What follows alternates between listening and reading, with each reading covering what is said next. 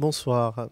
Nous revenons au salon de l'économie de la logistique, au siège de l'ISICA, et j'ai avec moi Monsieur Jordi Torrent, stratégie manager du port de Barcelone. Bienvenue. Bonjour, merci. Monsieur Torrent, vous avez fait une intervention ce matin dans la conférence débat qui était à propos du développement de la logistique comme témoignage par rapport au port de Barcelone. Ce qui m'a retenu dans votre intervention, c'est quand vous avez parlé de la compétitivité des ports et de la compétitivité d'une région par rapport au coût de la logistique. Est-ce que vraiment aujourd'hui la logistique est aussi importante pour déterminer la compétitivité d'un port? Et vous avez parlé d'un coût de logistique supérieur au coût des salaires. Alors, c'est vrai. Aujourd'hui, dans plusieurs domaines économiques, dans plusieurs secteurs économiques, par exemple le secteur automotion, automobile, parfois le secteur textile, industriel en général, le coût logistique aujourd'hui, par rapport au prix final des produits, sont plus élevés parfois que même le salaire nécessaire pour produire ce bien.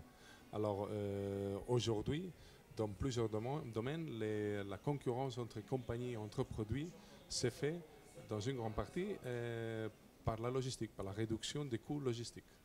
Donc aujourd'hui, si j'ai bien compris, un port peut avoir comme devise plutôt les facilités ou le coût de sa logistique plus que le coût de la main-d'œuvre.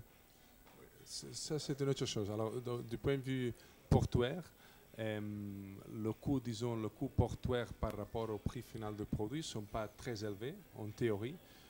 Ces coûts deviennent très importants quand il y a des problèmes de fiabilité. Alors, quand il y a des marchandises qui doivent attendre au port pendant plusieurs heures ou jours que prévu, quand il y a des inspections, par exemple, qui n'étaient pas prévues, quand il y a des stockages qui n'étaient pas prévus. Alors, tout ça devient des coûts très importants pour les importateurs et exportateurs, pour les opérateurs logistiques, parce qu'ils ne peuvent pas faire la fiabilité qu'ils avaient prévue. Alors c'est ça qui devient cher et pas compétitif. Ne pas respecter les délais, les plannings des opérateurs logistiques et des importateurs et exportateurs.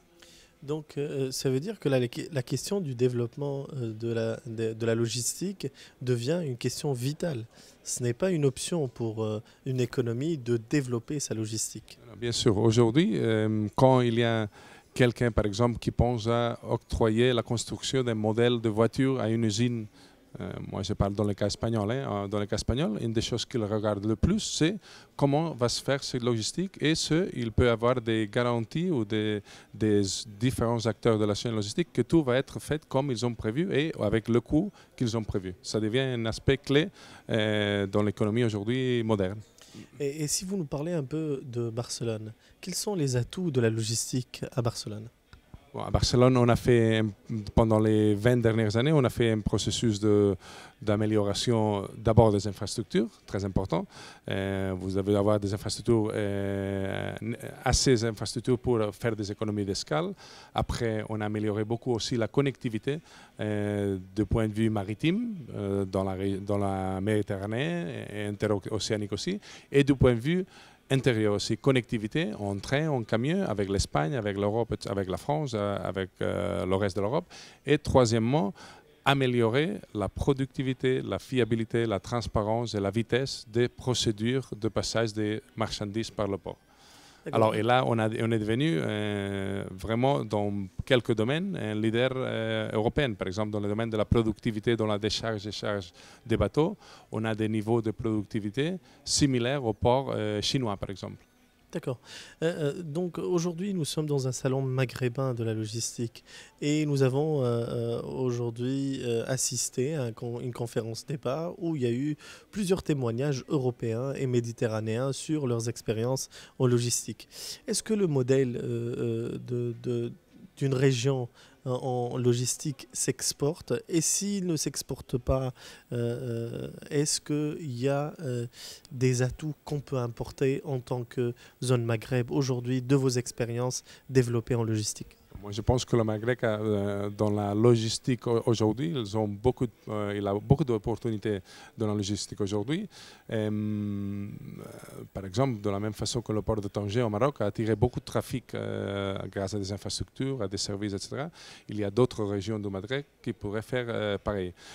Parfois, dans ces conférences, on parle parfois, ce n'est pas le cas aujourd'hui, mais parfois on parle beaucoup des infrastructures et je pense qu'il faut parler plus de services et comment les services sont prêtés du point de vue, comme je disais, de fiabilité, par exemple. Alors, mais moi, je pense vraiment que, et ce n'est pas parce que je suis ici, que le Maghreb a beaucoup d'opportunités et si on fait les choses bien du point de vue pas seulement infrastructure, mais surtout de la provision de services. Par exemple, dans des choses comme le dédouanement, par exemple, pour dire seulement un exemple.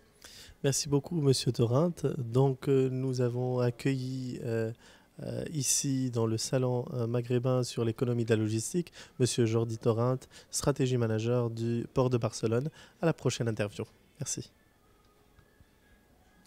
Merci beaucoup. Merci. Merci à vous. Voilà.